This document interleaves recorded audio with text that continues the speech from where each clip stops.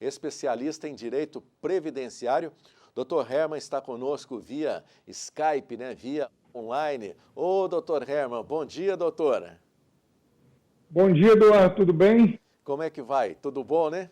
Tudo bem, graças a Deus. Então tá bom. Bom Tá me dia aos ouvindo nossos bem? telespectadores aí. Opa, tá me ouvindo bem? Estou ouvindo bem, Eduardo. Você me ouve bem também?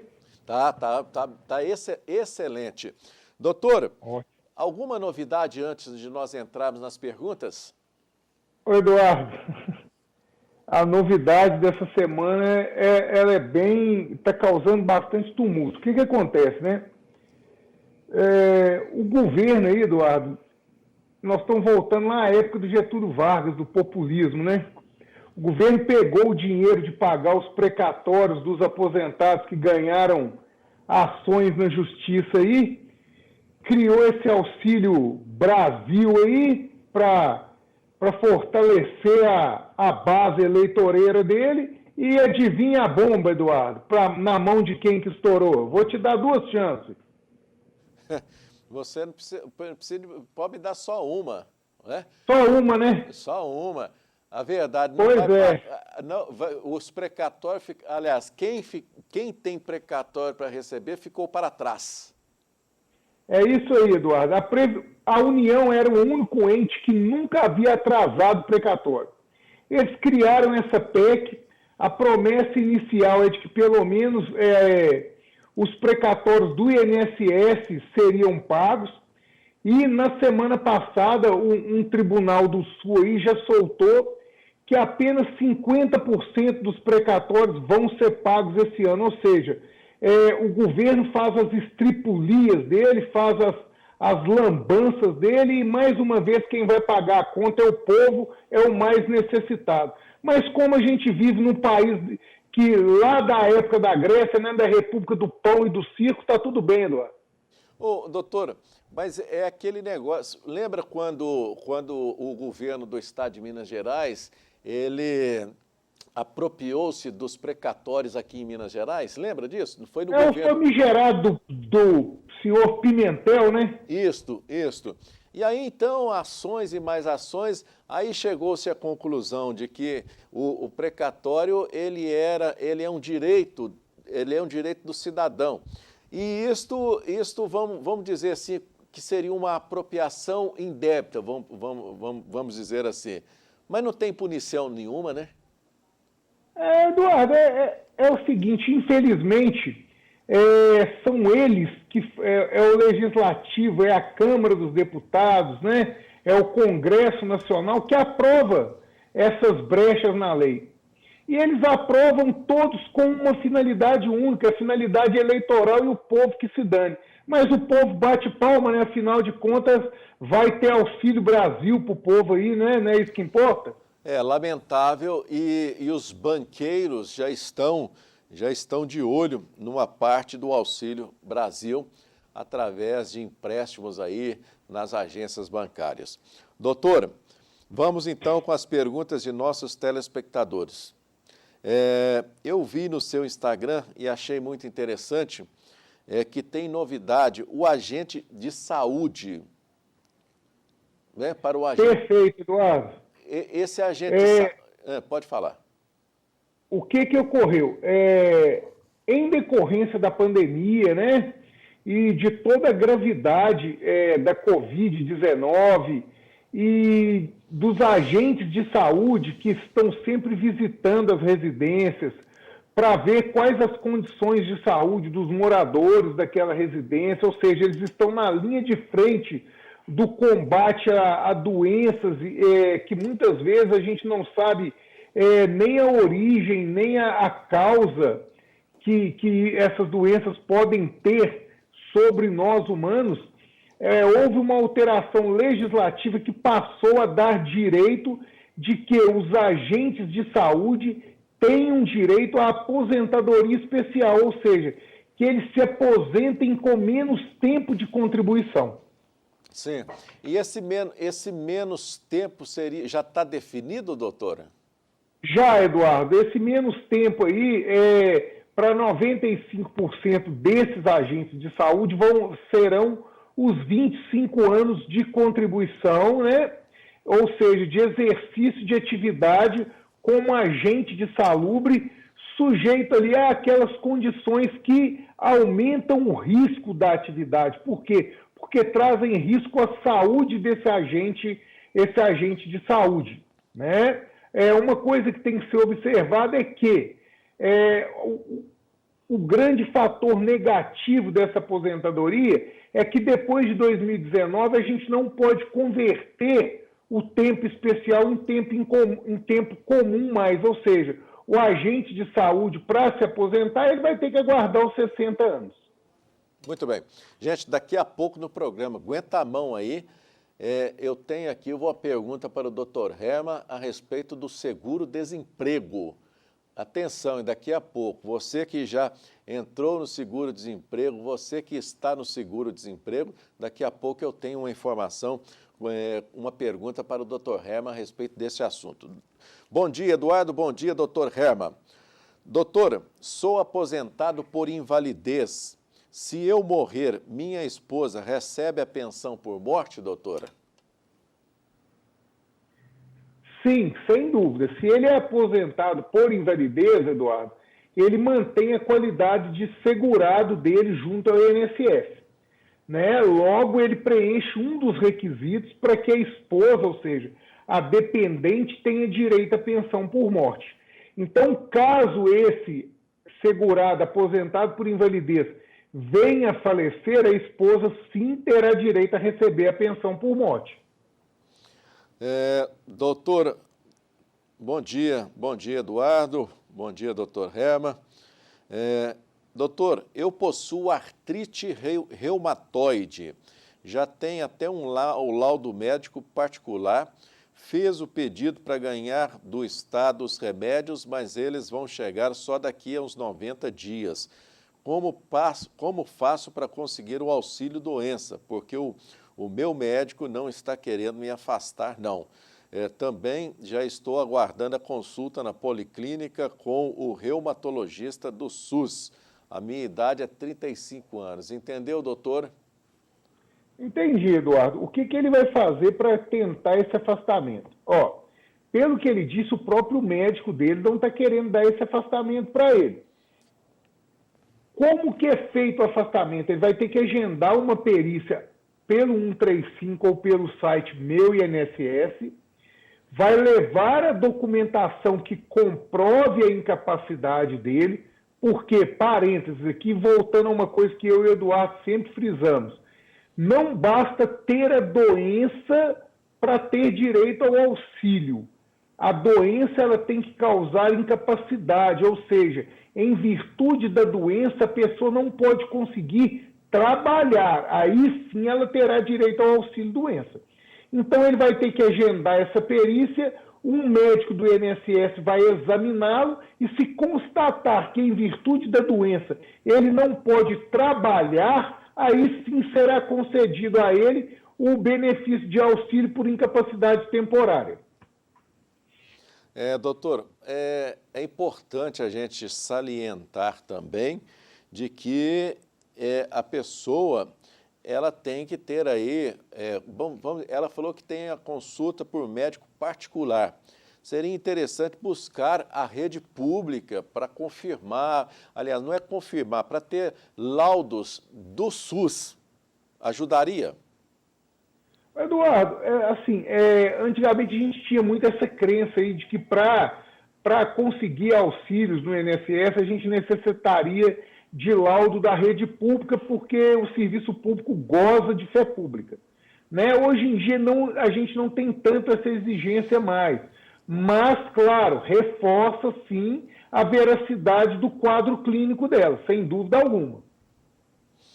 E outra coisa também, né, doutora, a questão a pessoa, ela está indo na rede pública e ela está indo fazer um tratamento, né, e sempre colhendo mais informações a respeito daquele problema de saúde que ela tem, né?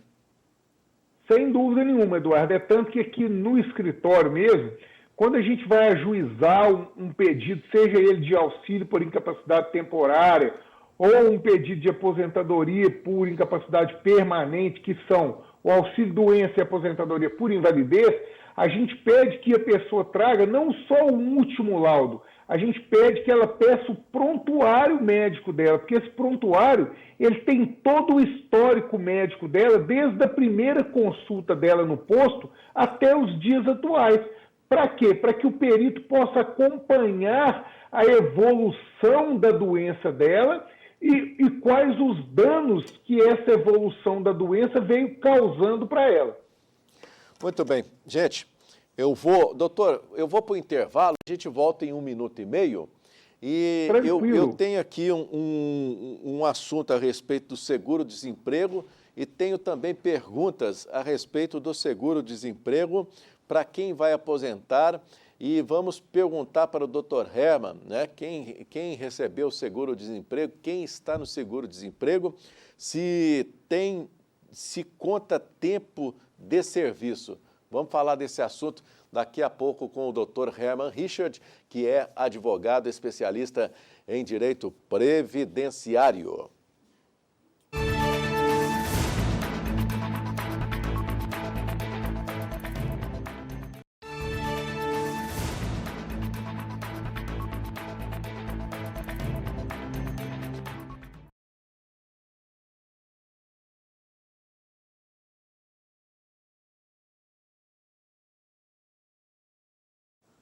Estamos de volta com o nosso programa Cidade Urgente e aqui comigo está o Dr. Herman Richard, que é advogado especialista em direito previdenciário. Doutor, vamos começar então por uma outra informação que eu vi. Seguro-desemprego, conta tempo de serviço, doutora? Vamos lá, Eduardo. Esse é um assunto muito legal.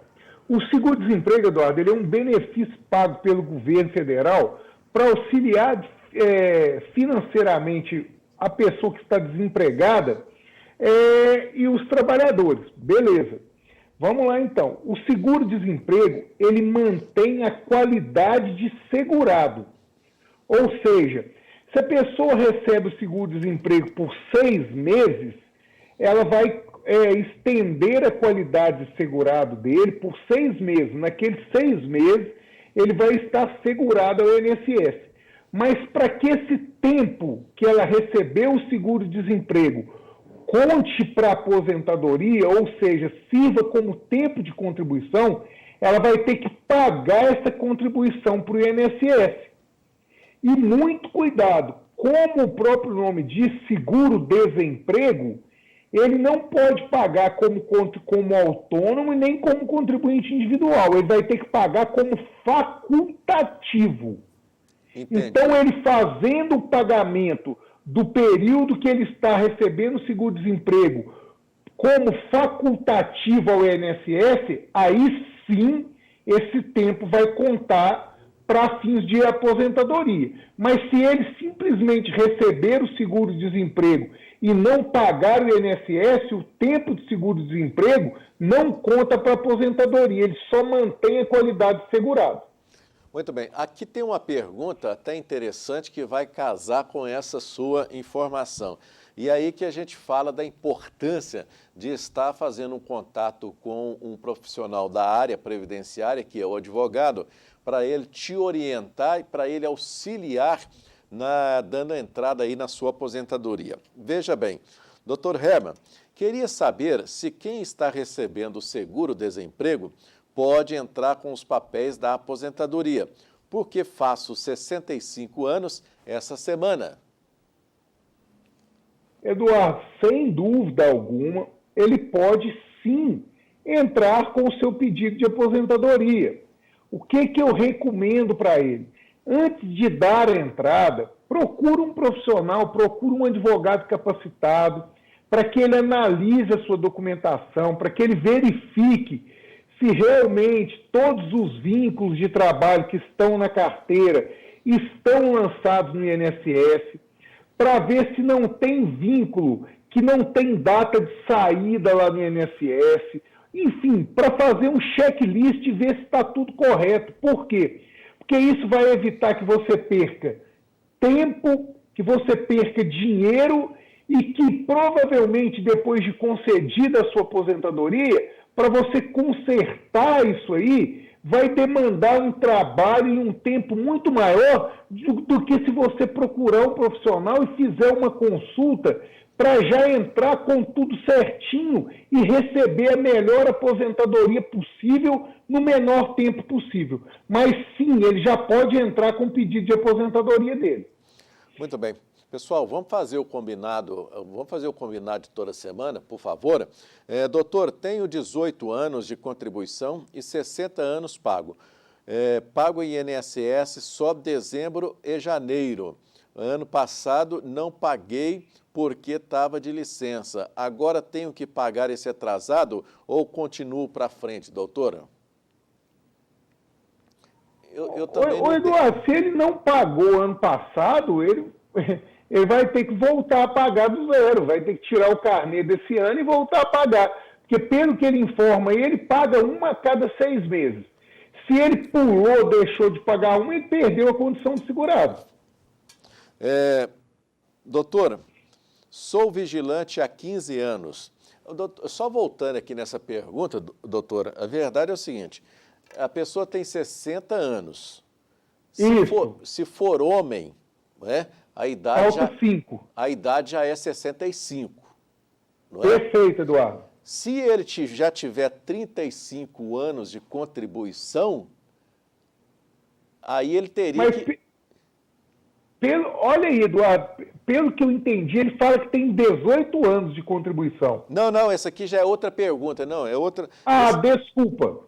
Não, deixa eu só aqui de novo, doutor, vamos lá. Você me mandou um áudio, eu não tenho como abrir áudio aqui não, tá? Tá, aqui está dizendo, doutor, tenho 18 anos de contribuição e 60 anos. Legal. Então, ele não pode contribuir 2 vezes no ano, porque... Não, Eduardo, aí no caso dele, ele até pode, por quê? Porque ele já conformou que ele vai se aposentar com 15, que é a carência mínima, e só está aguardando a idade. Ok, então ele está só aguardando. Então ele já aceitou que vai se aposentar com 15 anos de contribuição e com 65 anos. Para ele não perder a condição de segurado, ele tem que fazer 2 pagamentos por ano. Isso, perfeito, Eduardo. Ok. E ele, então, e outra coisa, gente, é 1 por semestre, não é isso, doutor? Isso. É 1 pagamento por semestre. Então, quer dizer, e dentro do semestre, doutor, dentro do primeiro semestre, eu posso pagar em qualquer mês? Eduardo, é o seguinte, a gente tem que ter um intervalo máximo entre uma contribuição e outra, porque ele está pagando como facultativo. Okay. E o período de graça do facultativo é de 6 meses. Então, a gente tem que ter um período máximo de intervalo entre uma contribuição e outra de 6 meses. Então, se ele pagou janeiro, ele vai pagar julho. Se ele pagou fevereiro, ele vai pagar agosto. Okay. Ele não pode deixar ultrapassar 6 meses. Por quê? Porque, igual o caso dele, ele perdeu e deixou ultrapassar. O que ele vai ter que fazer? Pagar 6 seguidas, ele vai ter que pagar janeiro, fevereiro, março, abril, maio, junho, pagou 6. Recuperou a condição de segurado. Aí, junho, ele vai poder voltar a pagar somente em janeiro. Janeiro, julho. Se ele pular e perder a condição de segurado, para ele recuperar, ele tem que pagar 6 meses seguidos. Independente dele estar de licença ou não. Se ele estiver essa licença que ele fala aí, for auxílio... A pergunta dele está confusa, porque se a licença dele for auxílio-doença, ele não tem que pagar nada. Por quê? Porque a lei fala que mantém a condição de segurado toda pessoa que estiver recebendo algum benefício, exceto o auxílio-acidente. Muito bem. Bom, vamos aproveitar aqui e ir um pouco mais rápido aqui. Vamos lá. Sou vigilante há 15 anos, algumas empresas que trabalhei faliram e não consegui PPP. Tem como conseguir judicialmente? O vigilante, independente de estar armado ou não, ele teria que ter direito à aposentadoria especial, pois o vigilante desarmado está mais sujeito a risco que o armado, doutora? É o seguinte, Eduardo, o tema 1031 do STJ, o que o STJ se pronunciou? Que o vigilante armado ou desarmado, desde que comprove que exerce as suas atribuições sujeito a risco, ele tem direito à aposentadoria especial. Ou seja, não é o fato dele estar armado ou desarmado que o habilitará a ter direito à aposentadoria especial, mas sim a exposição dele ao risco, né? Então, o primeiro ponto, não importa se ele está armado ou desarmado. O que importa é que ele comprove que ele exerce atividade exposto a risco. Segunda pergunta dele, algumas empresas já fecharam. É possível eu conseguir os PPPs? Por que os PPPs?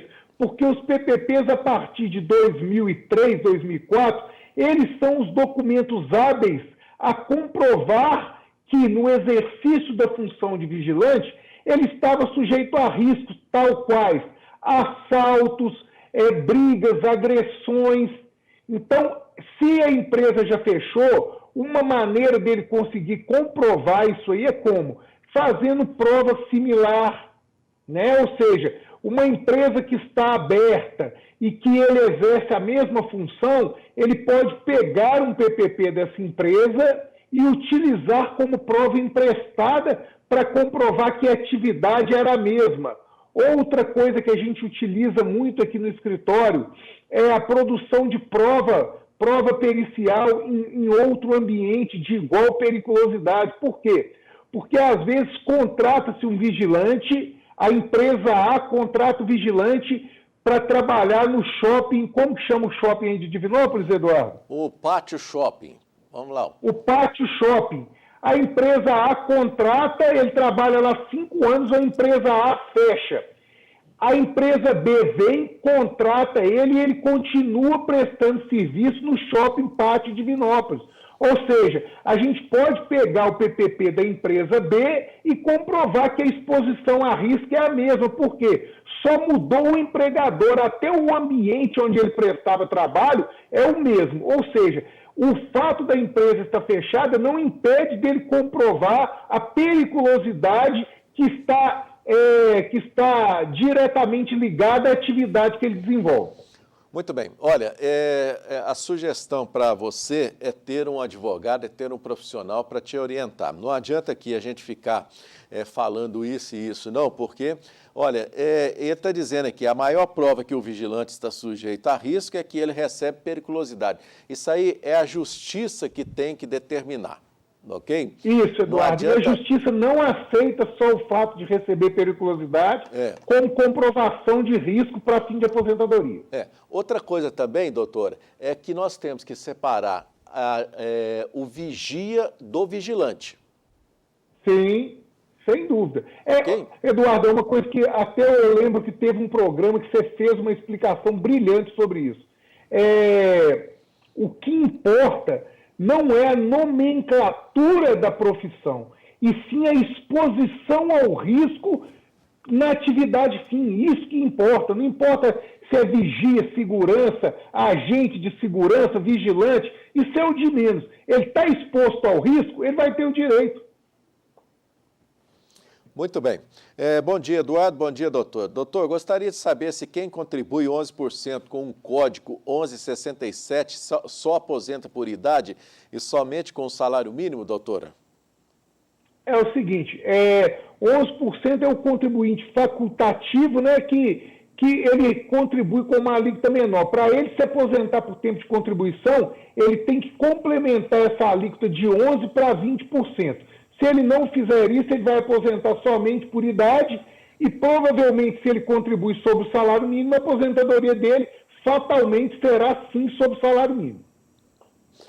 Doutor, Fiz uma perícia há 15 dias, minha médica colocou no relatório que necessito de 2 meses e a médica não me concedeu o benefício. O que eu faço agora? 2 meses de afastamento, doutora? Primeira coisa importante nisso aí, o laudo da médica, seja do posto de saúde ou particular, não vincula o perito do INSS. O perito vai dar o afastamento pelo tempo que ele achar que é cabível. O que você pode fazer é entrar com o recurso no Conselho de Recursos do INSS, o que nós aqui no escritório não recomendamos, porque é praticamente impossível ganhar um recurso de benefício previdenciário de auxílio-doença no Conselho de Recursos, ou então entrar com uma ação judicial na qual o juiz vai nomear um médico perito da confiança dele, ou seja, que não defende nem o seu interesse, nem o interesse do INSS, para te examinar, e aí esse médico vai dar o parecer final. Se você tem ou não direito ao afastamento e há quanto tempo de afastamento, caso você esteja incapaz. Bom dia. Numa perícia médica, doutora, do INSS, eles têm acesso no sistema laudos, consulta e internações do SUS do paciente, sim ou não, doutora?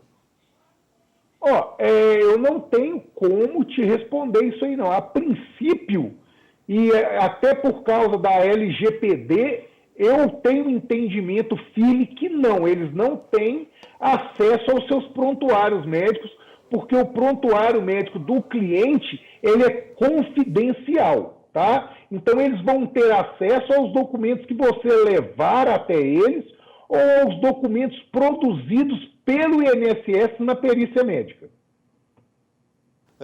Doutor, uma coisa interessante que, embora o que o doutor Herman disse a respeito da LGPD, gente, é a Lei Geral de Proteção de Dados, ok? Mas o SUS, ele é universal, né, doutor? Quando há interesse do poder público em cruzar informações, eles buscam em todo o sistema deles. Mas nós não sabemos se eles buscam, né, doutora? Porque assim, Eduardo, o que a gente tem é que o prontuário médico, ele é guardado por um super sigilo, nem é um sigilo, Sim. É um super sigilo. E para que o INSS consulte, ele tem que ter uma autorização judicial, ou então ele tem que ser levado pelo próprio paciente. Apesar de ser sistemas interligados, o prontuário ele é guardado por esse sigilo. Muito bem. Tá? Doutor... O que o INSS tem acesso é o seguinte, eu sei que o Eduardo Silva, ele consultou no posto de saúde do bairro Itaí em 2020, no posto de saúde do bairro Niterói em 2022, mas o teor do seu prontuário médico para saber se você tem alguma doença, não tem, qual que é a doença, a essa informação eles não têm acesso. Muito bem. Doutor, meu nome é Daniela, eu gostaria de saber o seguinte, é verdade que se eu faltar um dia no meu serviço, se não tiver um atestado médico, isso implica 30 dias a contar na minha aposentadoria? Minha patroa disse que a minha falta vai acarretar 30 dias a menos para fazer conta do tempo de serviço, doutora. Não, isso não existe. É um dia a menos. Isso aí é a patroa tocando terror. Isso aí é a patroa que não quer que ela falta de jeito nenhum, Eduardo. Não tem isso, não. Bom dia, doutora. Fiquei sabendo que quem está recebendo benefício não tem que pagar enquanto está recebendo. Tem 3 anos que pago assim. Sou mulher, dona de casa. Obrigada. Tá. É a pessoa a respeito da licença. Da licença. E perfeitamente, é igual eu expliquei. Se ela está recebendo um benefício, a exceção do auxílio acidente, ela não tem que pagar INSS, não. Esse tempo já está sendo contado para a aposentadoria dela. E ela mantém a condição de segurada. Muito bem, gente. E aqui então muda, porque aqui na foto tem um homem, ela deve estar usando o número do marido, vamos dizer assim. Então aí só reformulando, né, o que o doutor Herman disse, aqui mulher já é 62 anos, né, doutora?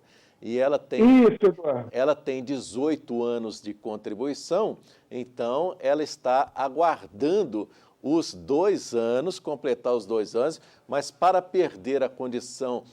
não perder a condição de segurada, ela tem que contribuir 2 vezes ao ano, né? E enquanto ela estiver de licença, não há essa necessidade. Este é o resumo, né, doutora? Perfeitamente, Eduardo. A pessoa aqui está agradecendo. Bom dia. Ô, Eduardo, obrigado. Ouvi a resposta. Obrigado, advogado. Muito bem. As ordens. Doutor, a pessoa pode receber pensão e aposentadoria simultaneamente? Pensão por morte e aposentadoria, doutora? Sim, a resposta é sim. A pessoa, primeiramente, por que pode? Porque a aposentadoria, qual foi a fonte de custeio da aposentadoria dela? As contribuições dela. A pensão é originária da contribuição, provavelmente aí do marido dela, ou seja, nós temos origens diferentes, então pode. O que é a única coisa que vai ser observado? Antes da reforma, ela receberia integral os 2 valores. Depois da reforma, ela vai optar por receber 100% do maior valor, ou seja, se a aposentadoria é 3 mil e a pensão é 2, ela vai optar por receber 100% da aposentadoria e um percentual, sendo que o mínimo é um salário mínimo referente à pensão por morte. Mas pode sim receber os 2. Muito bem, doutor, para a gente finalizar aqui, que nós estamos chegando aqui na reta final, Eduardo, bom dia. Aposentado, doutor, há mais de 10 anos, tem direito adquirido? Aí tem que reformular, né, doutora? Mas aí, Eduardo, dá para a gente saber uma coisa aí, né? Se a pessoa está aposentada há mais de 10 anos, ela não pode nem fazer mais revisão de aposentadoria. Agora, o que pode ser aí?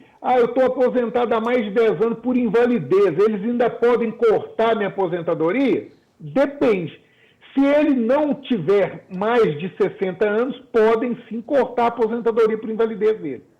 Muito bem. E aqui também não é o caso do direito adquirido, né, doutor? Porque sempre o INSS vai estar chamando a turma para fazer prova ali, né?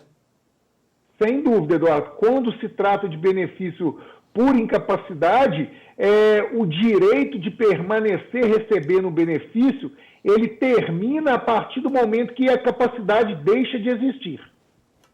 Doutor, gostaria de acrescentar mais alguma informação? Eduardo, não, eu gostaria mesmo de pedir para que esse pessoal, todo mundo que tem valores a receber do INSS, que procure os seus representantes aí, esses deputados aí que tanto fazem propaganda. Nós estamos em ano eleitoreiro aí para cobrar deles que façam farra com o dinheiro deles, que não façam farra com o dinheiro dos contribuintes do INSS que estão aguardando aí há 10, 15, 20 anos para receber um precatório e que eles pegaram o dinheiro agora para fazer política e buscar reeleição. Porque o brasileiro é muito bom para cobrar, mas a memória dele é muito fraca. Então vão atrás desses deputados, desses senadores que vêm para buscar a voto agora aí, para garantir que você receba o que é direito seu. Sem dúvida nenhuma. Doutor, muito obrigado pela sua participação aqui conosco e até a próxima semana. Até a próxima, Eduardo. Um grande abraço a você e a todos os telespectadores da TV Candidez.